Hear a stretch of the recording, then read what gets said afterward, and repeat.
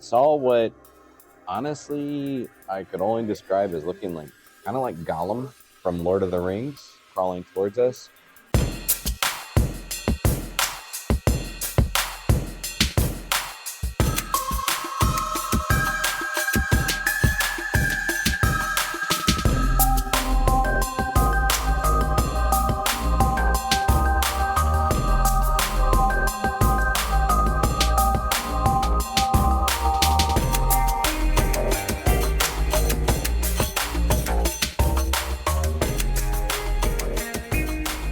Hey everybody, and welcome to Monsters Lounge. I'm Jeni. Hello, and I'm Tressa. I love that you change those things like moments before the intros, moments before the shows. So, or maybe you did it earlier and just don't show me. But yeah, that one. It's always a pleasant surprise to see new pictures sprinkled in there. And I'm always, which one is she gonna choose? Yeah, it's pretty great. We didn't take a lot, so there wasn't a lot to choose from, and most were stolen, so it's fine. Yeah, that's true. We did a lot better than we have. I feel like we're moving. We did because we actually took some. Two? Well, all right, we took like 4 or 5, but in. Thank you, Larry Eisler III, for giving us most of them. Or 90% of the photos. and all of his were good. Yes. That's the other aspect to it. So right. Good. His are very good. Mm-hmm. Yeah. Well, anyway, we just got back from the Michigan Paracon, and we had a really, really good time. We really did. Mm-hmm. Last one ever. You guys missed out if you weren't there. Yeah, I'm glad that we got in on that one. Yeah, me too. Mm-hmm. It was a lot. And it was great. That is the longest I've ever spent in a casino in my entire life. If you added up all of the time that I have ever been in a casino, that was only by like a few minutes, though, right? Yeah. Yeah. I go to Vegas on a regular basis. That's how I afford my luxurious lifestyle. Oh, I didn't realize. Oh yeah, that's why we took the helicopter up to Michigan. Is that why? Yeah, that's why. That was so great and not loud in my ears. It was fun. Yeah, I know. It was nice. It definitely didn't take 7.5, 8 hours of driving. No, that would be ridiculous. Who would do that? I don't know. Crazy. But listen. Yeah. While we were there, we did get the chance to talk to Aaron Sagers, who we've talked to before in Ohio, but this time we actually recorded an interview with him. Yeah, you don't want to hear the other stuff. It's boring. It's very boring. It's all kinds of stuff about us. We mostly talked at him, I think, in Ohio, and this time we actually. Yeah. But he's a really cool guy, and he is for sure a storyteller. He's a media personality all over the place. I think he's won a couple of awards. He's a travel expert. He's a TV and on-camera host, producer, journalist, and author on a lifelong mission to make cross-cultural connections across the globe. He's best known for his expertise as a paranormal journalist, paranormal pop culture historian, and nerd culture expert. I've heard he's also a mixologist. Yes. I've heard that may have come up. And maybe a little bit. Yeah. But we have so we have the interview, and we broke it up into clips, and we're going to play one and then discuss a little bit. And we start off, my first question to Mr. Aaron Sagers was, out of everything you've seen and experienced, what is something you're incredibly curious about that you haven't had much exposure to? And here we go. All right, let's listen. Out of everything that you have seen and experienced, all of it, what is something that you were most curious about, that you were still the most curious about, and that you haven't had as much experience with? Okay. Multi-layered question. It is. So I will start with the kind of a general response, and I would say that everything that I've experienced, I continue to be curious about. There was an experience for me when I was kind of first starting this professionally, you know, I was part of that transition from like just regular journalist to doing paranormal stuff, and had a weird experience at Eastern State Penitentiary, and there was basically a very thumbnail version of his, saw this defined shadow figure, and then it rushed me. And so as far as the curiosity element of that, I continue to cameo appearance. This is like our Stan Lee moment. So I continue to think about that moment and think, what did I miss? Like what, if trying to figure out, okay, try to account for everything. Okay. But what did I not account for? Was I missing something? You know, Okay. so it's still a riddle. So I'm still curious about it in my mind. But beyond that, I mean, I did have an experience at Virginia City about 2 years ago. I'm going back to Virginia City as part of this Soul Circle Paranormal event in, I think, October. That sounds about right. And saw what, honestly, I could only describe as looking like, kind of like Gollum from Lord of the Rings. Interesting. Something kind of goblin-esque on the ground crawling towards us. And what made it really weird was, especially weird, was that someone else experienced it at the same time as me, and we both reacted at the same time. Okay. And hello. And it's okay. I know it's a cameo appearance. And so that was pretty wild. But yeah, I would say like a lot of experiences where I continue to just wonder what was going on there.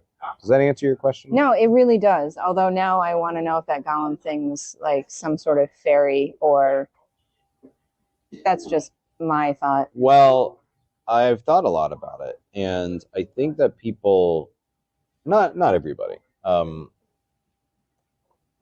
think sometimes there would be a temptation to automatically label that as like, oh, it's not a ghost, it's like a dark entity, it's a demon, or it's like, and people jump to those kinds of things. I don't really do that, and I know, and a lot of people I work with that I respect as colleagues would not jump to that either. I was, however, just talking about it the other night, and I was saying that whatever that was, the overall experience in that location, I felt did seem very smart. Like it kind of had some sort of intelligence to it. And had a, like it kind of knew what it was doing. As in, I think it kind of knew that it was messing with us. To what end, I don't know. Right. I wouldn't automatically label that as good, bad, or in between. I don't know. But it did seem like it had some sort of intelligence, and it did seem like it knew what it was doing. And I don't think it was a quote-unquote ghost. I think it was something else. It's in the in-between categories. Right. And I don't even know what a ghost is, because when you go down that path, like, there's so many different things about what a ghost is. Next question, so we're just done. What, I guess. well, what's the next question? What is a ghost? What is a ghost? Exactly. Where there's some technical difficulties going. I'll unmute my mic too. That's a good idea. Yeah, and I was going to parrot him for a little while, and then I realized that wasn't going to go very well. What was the question you asked him? The original question is, out of all the experiences that he's had, if there's anything that he's still incredibly curious about, like that he hasn't experienced quite as often as the others, or something that really just made him sort of scratch his head. And that for sure, to me, would qualify if you see some sort of creature that you're pretty sure is not a ghost. I mean, automatically I want it to be Gollum, or like something in the fairy realm, like some sort of, goblin or something. But who doesn't? Yeah. But this is why I don't do a lot of the paranormal investigating, because I would absolutely jump to conclusions. I'd think about it later on, but at first I'd be like, I know exactly what that was. I don't think that you would. I don't believe that for a second. Really? Yes, you are the most like level-headed, most like I'm not joking. Mm. You are the most irrational person that will shut down anything that's not completely. Let's think about this logically, people. Maybe that door is on a hinge that is automatic. Maybe it wasn't a ghost, is what you would say after a door slammed shut that shouldn't have. That's what you would say. Well, listen, if it's like a home inspection kind of scenario, Obviously. then I'm in. We do I those wanna all the know. time. All the time, which is weird because it's not when people are expecting us or have even really asked us, honestly. No. Well, listen, we have an interest in people's decor, and if they have a problem with that, that's on them. I don't know. Yeah. They really object to the pictures, though. Shouldn't take pictures inside people's houses. It's the only time we take pictures. You should see our interior shots. They're great. Gorgeous. We're so good at that. Tressa, is there anything that you're extra curious about? Something that pops out that you've learned a little bit about and you're just fascinated by? It's going to be UFO alien stuff, or it's going to be psychic stuff, because like you do a little listen to a Chip Coffee reading, and you're like, holy moly, that guy is tuned into something, and it's wild. And then you hear stories about abductions, and you're like, holy moly, no thank you, but I want to know more. Maybe not experience it, but I want to know more. Right. Maybe if we're friends first. So you'd like to be alien invited rather than abducted? Right. I would like an invitation first. Yeah. Well, we got the opportunity to listen to a nice ocean-related discussion over the weekend, and we'll get into that more later. But that has always fascinated me. So, anything cryptid that has to do with the ocean, I think, is the most fascinating part for me. Like you. I know.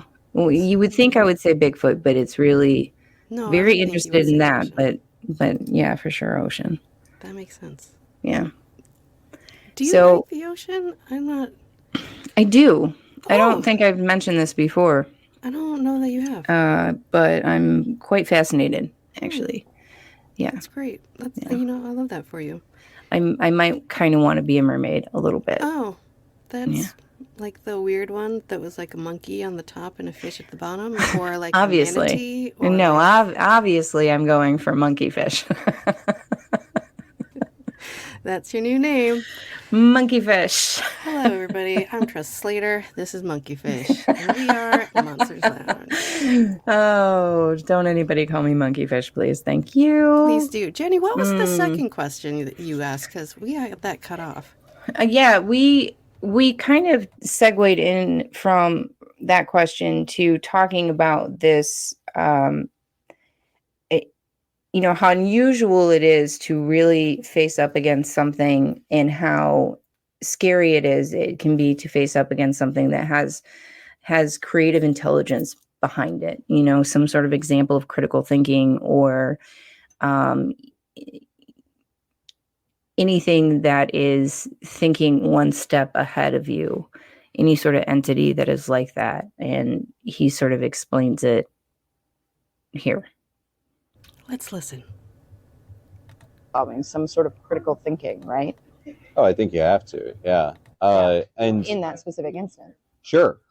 And it was creepy as hell. There was a lot in that location that was just creepy as hell and startling and unnerving.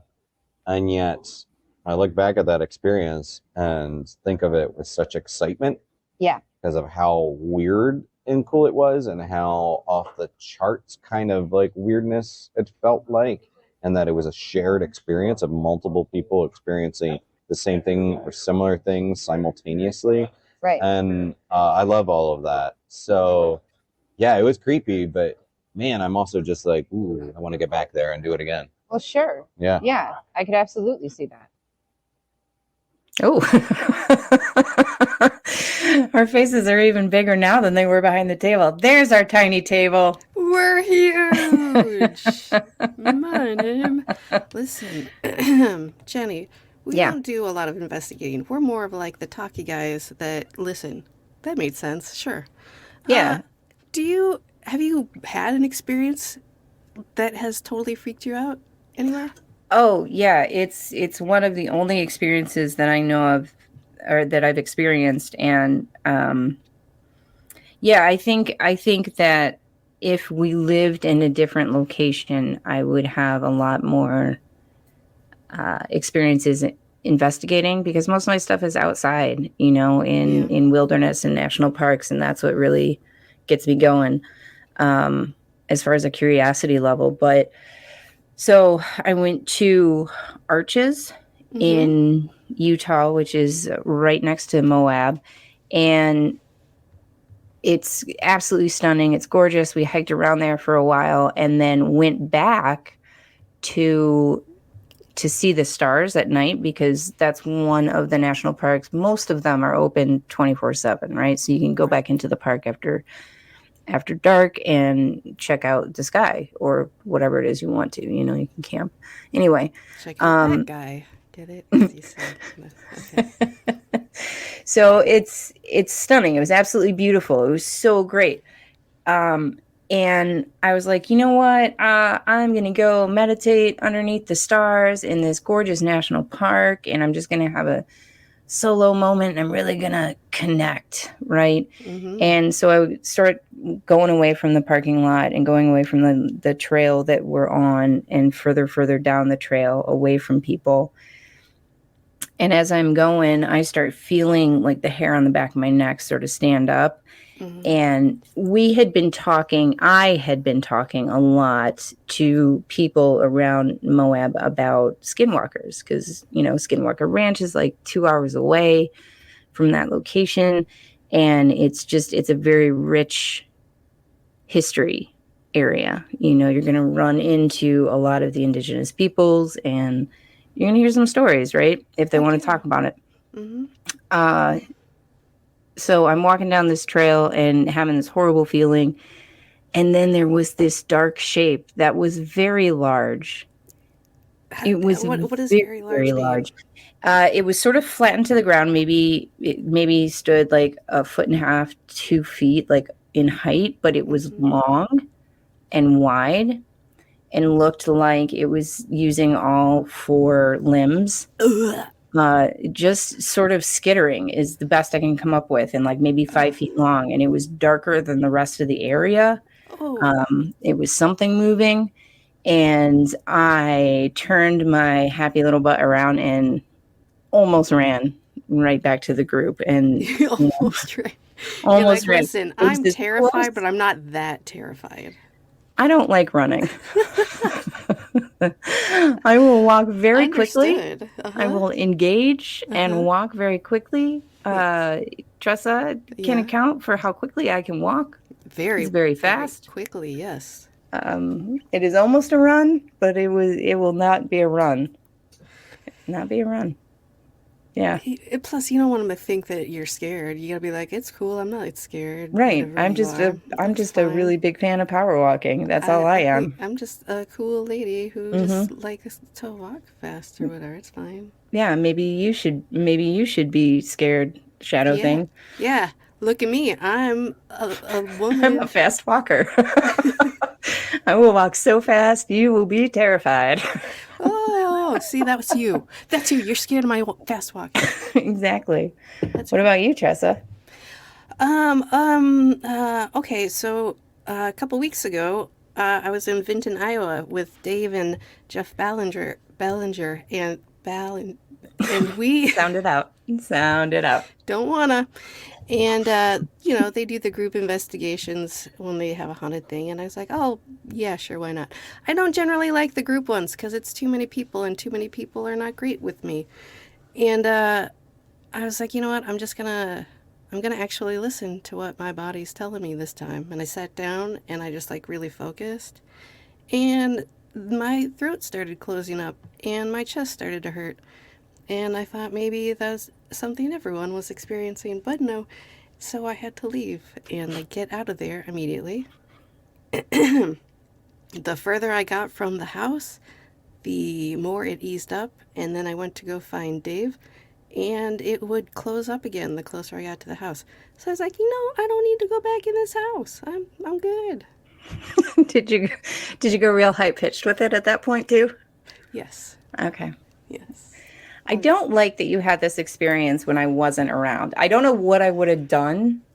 Maybe Yeah. I would have walked at him real fast, but Yeah, you probably would have if you're really good at that, I hear. yeah, really, really walked away very quickly. So we've got a couple of things going on in the chat. First of all, hashtag monkeyfish, which thank you for that, Tressa. That's great. Oh, you said it first. That's a delight. Listen, you kept it alive, and I'm keeping it alive right now, too, just by talking about it. That's exactly what's happening. And yes, I did match the can to my outfit. I'm just that matching, coordinated. I did not do that. That seems ridiculous. But hey, everybody, and thank you for chatting. Yeah, thank you for that. I can't read it because then it'll be a lot of silence on our end. I mean, at least when I'm supposed to talk. But I was reading it instead of listening to you. Oh, What's that's that? fine. What's you that? know what else is probably else? a really great place to have a creepy, fun experience? Hey, boys and ghouls, Neil here from Graveside Paranormal Ghost Tours. Join us on October 26th in Watseka, Illinois for the seance at the Roth House, known for the story The Watseka Wonder, the first documented possession in America, or was it a spiritual miracle? In the end, you decide. We're going to be having ghost tours throughout the house every hour on the hour, from 1 p.m. to about 2 o'clock in the morning. We are going to have vendors. We're going to have speakers. Mr. Dave Schrader himself of the Paranormal 60 podcast, as well as the Holzer Files, will be your MC for the day. Miss Diet Renee will also be out there doing the seance at 7:30 at night. And guess what, girls and boys? We are also going to be filming a documentary, so each and every one of you can be part of this unique experience. So go to gravesideparanormal.com to further details about our event, or on Facebook, and go to Eventbrite at The Seance at the Roth House. So grab your holy water, call your mama, and boom. All right. You know, all three people involved in that are a delight. I fully agree. Mm-hmm. Yes. Hello, Sage. Yes, indeed. We do remember you. We do. Quite fondly. Anyway, so this next upcoming question is, he talks all the time about his ghost experiences and everything that he goes through. And I wanted to find out a couple of things. And weird things occur to me, right? And Really? yeah, they do. And one question that I had for him was, after having like a negative experience, right? So, we all have a negative experience at work. We all have something that happens that either scares us or makes us sad, if you actually do indeed work. Was that me? What? I don't know. What? Wow. You know what? So anyway, you have perfect. It's just me for the rest of the time, you guys. All right. So if you have a negative, wait, I can't play the clips. I can. Go ahead, Jeni. You have a bad experience. How do you come back from that? And I'm wondering if there was anything that paranormal investigators, anybody who's dealing with the paranormal, does in order to return and feel good about it, right? So that's where we were kind of going with. Let's listen. That I had, which is, and I'm always very curious about this, because of the nature of the field that you're in, you're going to have some experiences that feel negative or a little bit creepy or scary or something along those lines. And what is that like for you in coming back to it, right? So it's not like you can like have this, well, I mean, you could have this terrifying experience or negative experience and then go running for the hills, but it's your career, it's your interest, it's your passion, so you have to come back to it. Right. How is that? What is that like for you? How do you do it? Meaning, if I've had an experience that's like especially unsettling, Yeah. how do I get myself back into that space? Mm-hmm. I think part of it is the curiosity outweighs the freakiness. Okay. It's going on a roller coaster that really freaks you out or scares you, but it's also thrilling. And then you get a dopamine rush or whatever off of it, and you're like, I want more, and I want to Okay. do it again. So there's that element to it. And I can say that there's the sense of like feeling unsettled, but if I felt actively endangered, or that someone I was with or someone that I cared about was actively endangered, then I think I would probably have enough sense to be like, you know, it ain't worth it. Like, I don't need this. Like, so I don't know that that's really happened too much, but I think I have enough safety rails that I'm kind of aware of like what I'm willing to do, you know? Right. All right. So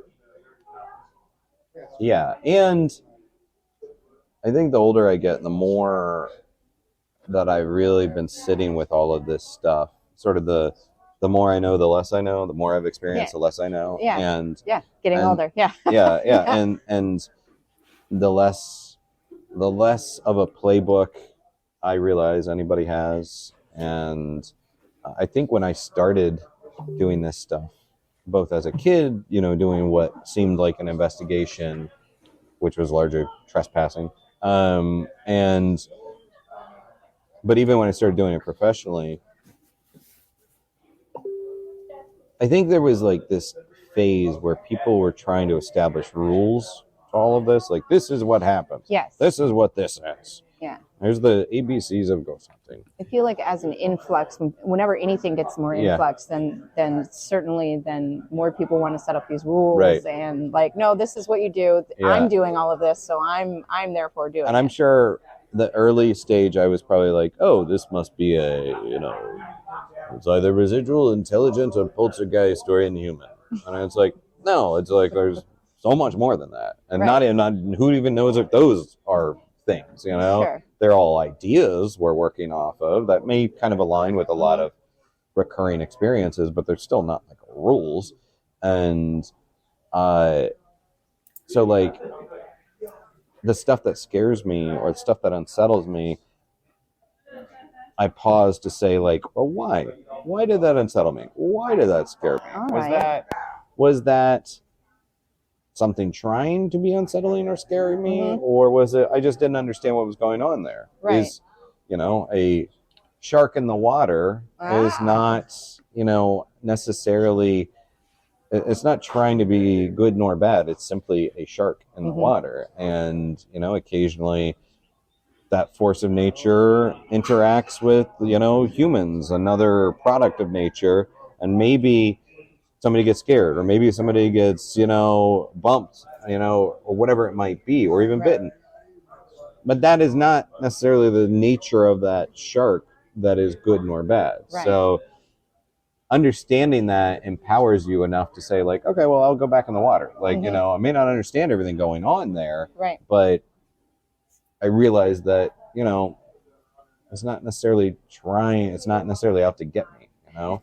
Yeah. So I like that a lot in comparison with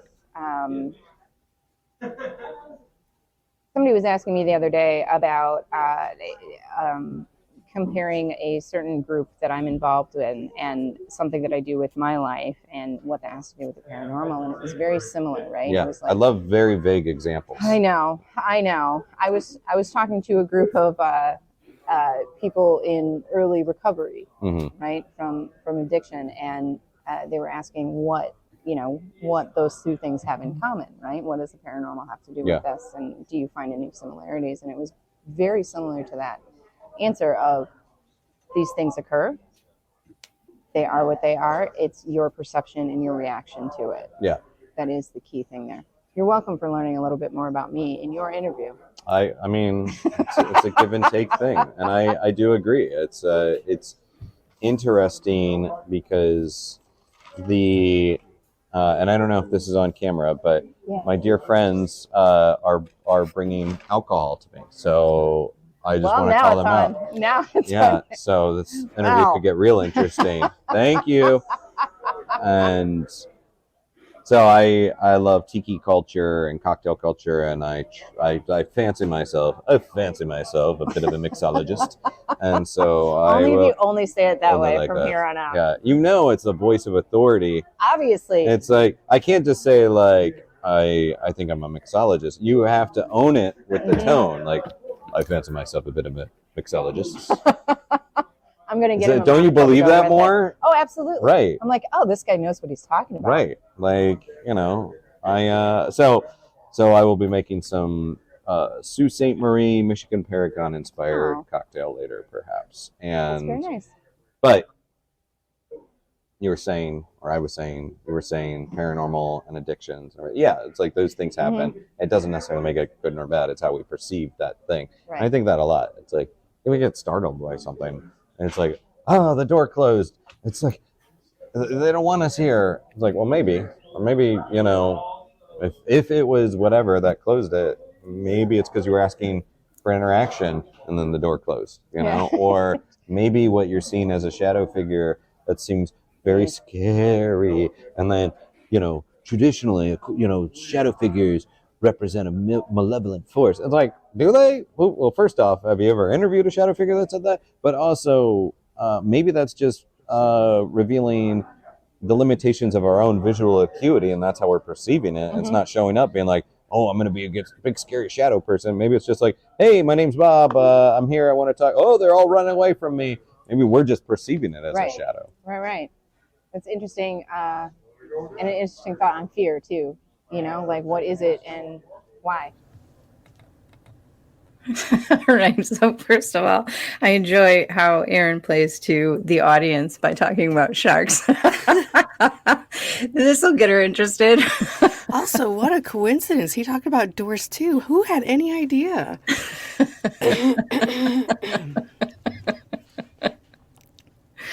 So I liked that bit of the conversation because it highlighted that we really, really, really I got a little distracted there. Why don't we reach Sage's question then in that case? We are, because, let's do that. Do you have a quick question? Sometimes you hear about someone who feels like they brought something negative home with them and they deal with how to remove it from their home environment. Have either of us ever experienced this? I personally have not. I don't know. What I like to think is that I'm not particularly sensitive. Tressa likes to believe that I've just kind of shut that whole area out. You have. No, you right. are very, very... No, you know what? You haven't shut it down. You ignore it. And then you're like, hey, you guys, here's the future that I just predicted, but that's weird. I don't know what that's about.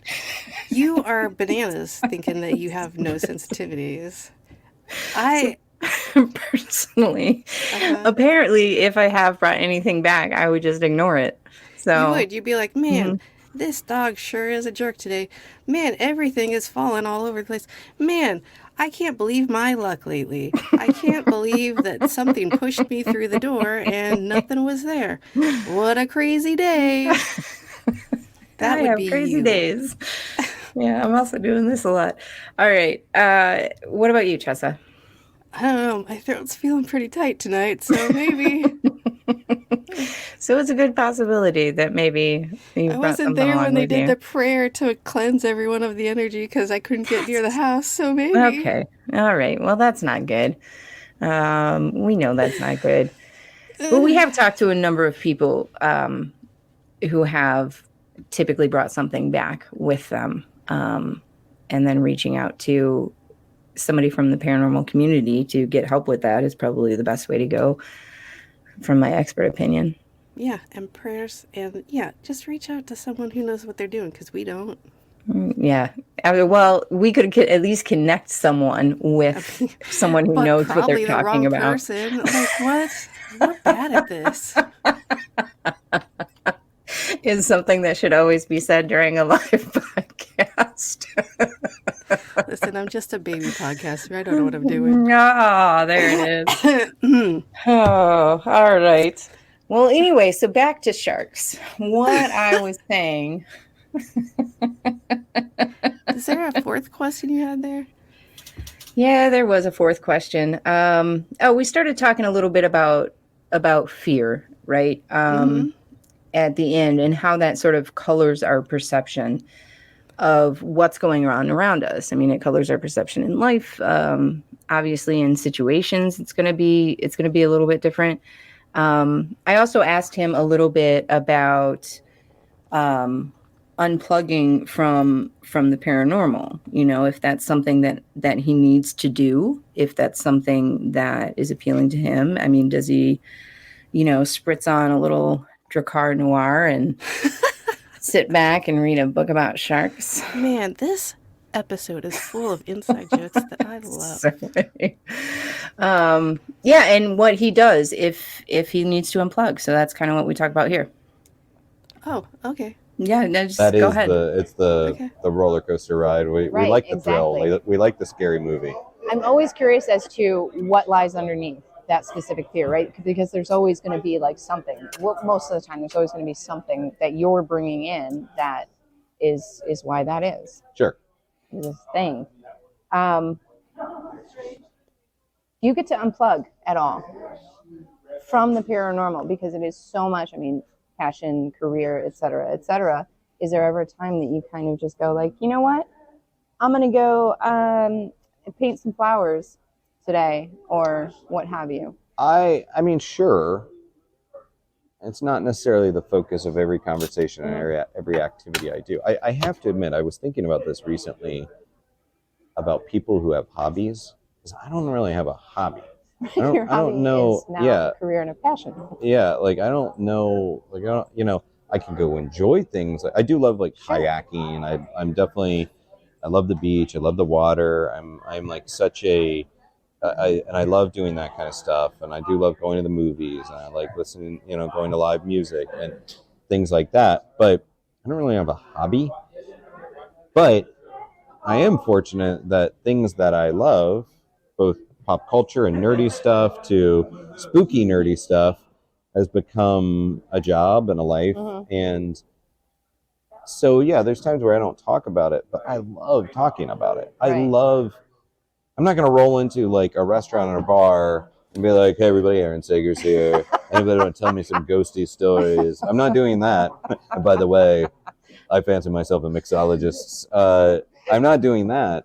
But, if you're hanging out somewhere and someone, like something, glass falls or whatever, and someone's like, it must be the ghost. And then the conversation begins and they're like, well, this place is haunted, or I once saw a thing, or there's lights in the sky. Because it will always come up in conversation one way or another. And without influencing it. So when that happens, if it's like, oh, I kind of want to get into this conversation, not again by saying, let me tell you about my experience. Instead, like just the exchange of stories and excitement back and forth. I love that. So I love talking about this stuff, So to some degree, maybe I don't want to unplug. Yeah. Except a early morning car ride to airports when I'm just wanting to be sitting in total silence. Yeah, I could imagine that as well. Absolutely. I mean, that would make sense. I was thinking about it because I was thinking about how many people, even in the 2-inch wading pool that I'm involved in this world, I have found that anyone who hears about a podcast or something or has seen a picture or knows that I like Bigfoot will inevitably say something. And so it becomes part of your everyday vernacular, even if you're not even in it in a career sense. Sure. Which is wild. And I'm just curious about if there was an unplug moment for you. Yeah. I mean, I would say that first off, like, how great is it that we get to a point where, you know, being at like a Michigan Paracon where people are gathering to talk about this stuff, and there's so many people here to talk about the things. So I would say, and as a fan of things like the horror genre, or Star Wars, or other sci-fi, like comic books, it's like this is a great time because I get to talk about all these things, not just as a job, but as, you know, a fan. Right. It's amazing. So if anybody starts getting kind of down on that or poo-pooing that or whatever, it's like, well, you don't have to be part of that conversation. You can literally remove yourself. It is a choice, you know? And also, you know, realize there's been times where this has not been this healthy and active and part of the conversation. So if you start getting a little cranky about it and not wanting to be involved in that conversation, like, remember, just 20 years ago, this was less part of a mainstream, you know? Sure. Yeah. I find it fascinating. I think it's great. So that was a lot of fun to hear about that perspective, because I started thinking about it and I realized that most people that I know now have either text me. It's a great scent. Okay. Listen to me. It smells like your first crush. It smells like prom. It smells like homecoming. It does. It's a delightful scent. Okay. Agreed. All right. Agreed. Hands all down. Right. No shade. So, Larry, just get yourself some of that. The ladies will be fawning. Fawning. Absolutely fawning. But like I was saying, anybody who I know either has something Bigfoot or now looks for things that are Bigfoot. So it just sort of spreads out, and I think it's a delight. I agree. An absolute delight. Yeah. Tressa, do you notice that more so now when you talk about the podcast or talk about something, you know, that you've done over the weekend or experienced or whatever, like all of these people that you wouldn't think had an interest, just sort of come out of the woodwork and start talking to you about it? No, I'm very off-putting, so people don't talk to me in general. I like people, but I have a face that says "Do not come near me," so I don't talk to a lot of people. You know, I always thought I had that kind of face too, but apparently I don't. You don't at all. People No, love your face. they talk to me a lot. A lot, which is great. I enjoy it. I get to hear all the wildest stories. Not even about anything in particular, just like, hey, this was my day today. You know, Jeni, what's your next question that we're going to hear all about the answer to after the break? We continue to talk a little bit about the experience of getting experience. Boom.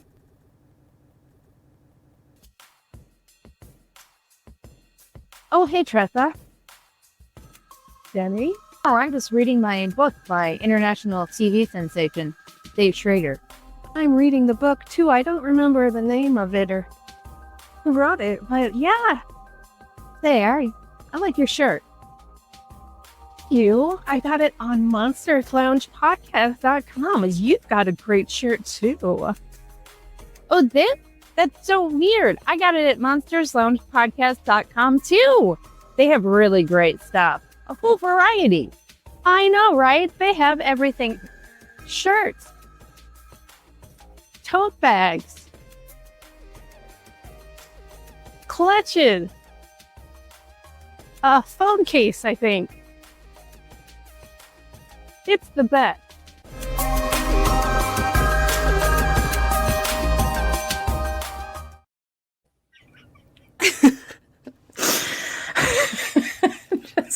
Yeah, let's listen to that interview. Like every single person I know now owns something related to Bigfoot, like some sticker or something. And anyway, so incredibly delighted about it. So if you were going to give some sort of advice or tip or something to maybe somebody who hasn't experienced anything but would very much like to. Right. Do drugs? Right on. No. I'm kidding. Remember that, kids. Yeah. and don't go to school. Stay uneducated. No, I would say, as far as, I don't know if I've ever been asked like that question as far as what I would say to someone that has not had an experience but wants to. Yeah. What I think I do talk about the notion of belief as a spectrum, and on one hand is unwavering, almost dogmatic belief. Sure. And then on the other end of that spectrum is cynicism, closed-minded cynicism, total non-belief and non-willingness to be open to things. Right. So I would say to anybody that is kind of wanting an experience, say, obviously, don't be so hungry for it that you overlook the leaky faucets and the bad wiring, the gusts of wind. Right. Because it's really easy to fall in that category. We just automatically are experiencing things that may not be happening. But also be open-minded enough to realize that weird stuff happens at random times, kind of all the time, not just when you're in the spooky old location. It could be happening in your kitchen, so I would say just open up and look around, kind of like try to soak it all in, and you might be more likely to have that experience. And also realize that, to my knowledge, again, there's no rule book or playbook to all this stuff that I'm aware of. And I also don't think there's a schedule or a timetable. So the ghost trains don't always run on time, so don't get frustrated if you're like, oh, this hasn't happened to me yet, and I really desperately want it to happen. It's like, it's random. We don't know when it's going to happen, so just be patient. I mean, I would love a really significant Sasquatch experience. And I've had some weird stuff when I was a kid as a Boy Scout, but I don't know if it doesn't really feel like that was my story, or like a UFO story. Like I've seen some strange stuff in the sky, maybe, but I don't know I've really had that story, and I want it desperately. Yeah. But, just gotta take time and be open, and hopefully it'll happen, Okay. Random question that I just thought about, because we've talked to so many people about how their sort of, I guess, spirituality, vibration, all of those things helps out with a lot of like their investigations or what they're trying to do. Do you meditate? I try to. I'm also someone that is full admission. Like, seems like I'm constantly busy, and also I'm a chaos muppet. There's either order muppets or chaos muppets. Yes. Okay. You're either like, a Kermit, a Scooter, or you're a Gonzo, a Fozzie. And sure. I wish I was more of an order muppet, but I'm a chaos muppet. Okay, got it. And I should take more time to meditate. I try to, but I also sometimes roll out of bed and I'm like, all right, I'm going to do the it's all happening. It's a good visual for you. And if you're listening to this as well, I just was flailing about uncontrollably. If this is also an audio Think Gonzo. thing. Yes. And yeah, so I try to meditate, but there was more to that question, it seemed like. I was just kind of curious about it, honestly, because it's something that comes up as a regular theme in my own life. But that's, my practice of something else. And then every single person that I talk to talks about how it's a good plan to start doing it. It gets you more plugged in and connected. So it's just... I will share that I was raised Catholic, and I consider myself culturally Catholic. I'm not necessarily observant, but there's some stuff I kind of hold on to that are baked in. Of course. But I was never really great at the whole church thing. I never really felt that click. When my parents were like, you live under this house or under this roof, you're going to church, kind of thing. Right. But it never really clicked for me. Weirdly, doing this stuff, doing the paranormal stuff, the spooky stuff, the longer I do it, the more mystery that I embrace, the unknown, the not having the rules, the more it feeds me spiritually, if you will, than the church stuff ever did. And I don't, I have ideas, I have theories. I don't really have a whole lot of strict beliefs, but I have ideas about what's going on. And I do think there's a lot of bigger stuff happening in this life, this universe. And as unknown as it is, it provides me comfort. It's a cosmic beach filled with like gajillions of grains of sand. Yeah. And on one hand, you might think, well, I must be an insignificant grain of sand on this cosmic beach since there's so much.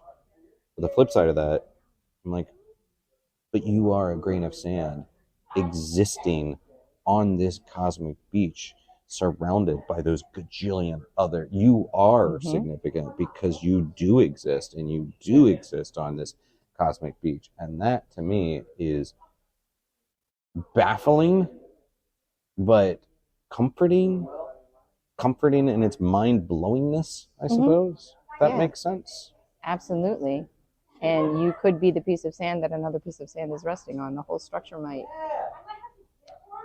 be on you, and at the same time you're part of the whole structure. Yeah. We are, by the nature of us existing, we are part of a structure. Well, yeah. It doesn't mean that everyone has to be the one that's going to be the next Da Vinci. No. Or, you're part but of, you could just, you're enough. part of a thing. Yeah. And that's, you're significant for that reason. No better and no worse. True. You're muted. You know what I'd like to say? I am muted. Yeah. People that want, thank you, Ref, want an experience. And let's just say spiritually. Let's just say ghostily. Let's say whatever. Sometimes you're having an experience and you have no idea because you're not paying attention to the right thing. So you know what? Just open up your brain. Open up your brain balls and be like, hey, what's going on around me? What's my body feel like? Why does it feel weird or different? I don't know. You could be having a great time and experiencing all this stuff, but you're so like, I have a job. I have to think about a job. Why not? You don't have to think about that all the time. It's a really good point, for sure. And it's something that, people have learned to capture and hone in the paranormal world. I do it a lot when I'm out in nature. I notice like everything that's going on. Obviously not everything, whatever. I notice a lot of things that are going on, but in the spiritual world, maybe not so much. But It's I right liked, there. I liked the way that conversation went. I like how we ended up in that space. You did a great job, Jeni. Is that what you want me to say? I do. I need the consistent and constant affirmation that I am doing a good job. You know what? You're doing a great job, and I Thank you, appreciate Tressa. you and your questions. I told you they were great questions. So Thank I you. don't know why we're still doing Just this. have one follow-up question, which obviously is going to be, what is your favorite shark? Oh, favorite shark. I Seems like it would be so easy to say great white. And I do love the white sharks. And we did talk about, I had some experiences with National Geographic and sharks. But that would be my automatic response. However, I will say that as a child, I loved the hell out of hammerheads. They are so cool. They're so cool. And there are populations of hammerheads in Florida and Keys even, where so I grew up in Florida. So, it was both this scary thing and awesome thing that existed in my world, So, but I do love all sharks. Nice. I think that's about it. Okay. Yeah. Thank you very much. Thank you. Thank you Appreciate for it. asking me questions. Of course. All right. So we had talked prior in Ohio about some of his experiences, and he did some cool great white shark stuff where you got to tag some sharks and meet Brian Scary, who is a ridiculous underwater photographer and videographer who does a lot for National Geographic. So that's what we were referring to. Go look him up. It's great stuff. So what's your favorite shark? No, what's yours? You know, I am very fond of the black tip reef shark because you made that up. I did not. Can I show you some videos from the dive trip? Because if I haven't shown you these 60 videos, maybe later. That's because, you know, I have the opportunity to see and interact with those. But I also am very fond of the goblin shark because it is wild looking. Did you make that one up too? I did not. My favorite is the monkey fish. I knew you were going to do it. I knew you were going to do it to me. So that's fun. This was a great trip.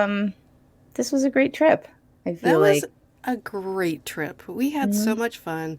We got to hang out with all our buds and meet some new ones. Yeah. It was a great time. And you know what? We're going to do it all again in Sheboygan in about 2-3 weeks. I don't remember when it is. Yeah, I think it's 3 weeks from now at the Great Lakes Paranormal Convention. We were there last year. This year, I believe that we're going to have a table. We're going to interview people at our own table. Like, we're going to have a stupid amount of marketing that makes us look professional, but we are not. And because we have no attention span or ability to sit still, it is going to be very difficult to catch us at said table. Yes, this is true. So if you do, take a picture and send it to us because we won't be taking any. Listen, we got to meet so many cool people. Shay Steingast, that was one of my favorites. She is amazing. I should say doctor. She's a marine biologist, so obviously. Greg Lawson was really cool to finally meet in person. I'll explain it later. He wrote a book or two, a few of them. I'll explain it to you after the show. You're on another show with him, actually. What? I know, it's wild. I'll show you a picture. Maybe you'll remember. Maybe you won't. No. All right. Anyway, you know, Russell Accord, that was really cool. Meeting him. He was great. He smelled fantastic. You know what? He smelled really good. He really did. Yeah. Wildly good. Also, he provided the opportunity because there was a wonderful auction to raise money for Chris Fleming. And please see any of our social media because there are some links that you can donate to that and figure. Plenty of links and QR codes. Easy to donate. Please do so. Very, very easy. Please definitely do so. But there was a great auction and he had a Bigfoot cast from OG Patty and old pendulous breast herself. Anyway, and the look of joy, the sheer joy on my face, just because I got to hold it while it was being auctioned off. I've never seen you happier. Except for maybe when I met Kermit. Well, yeah. Yeah, maybe. Jeni. Also, a pleasure to see Ronnie LeBlanc and Jeff. And Ronnie is so nice. Why is he like one of the nicest humans ever? He's so nice. And also, you know, we got to hang out with you. Listen, we got to wrap this up. Time is up. Jeni, it's so nice to have you on the show. You'll have to come back. Everybody else, don't forget to find us on Facebook, Instagram, YouTube, and the Paranormal 60 Network. Like, comment, subscribe, and check out our merch on our website, monstersloungepodcast.com. Send us an email or comment. We love hearing from people. So until next time, thanks for visiting the Monsters Lounge.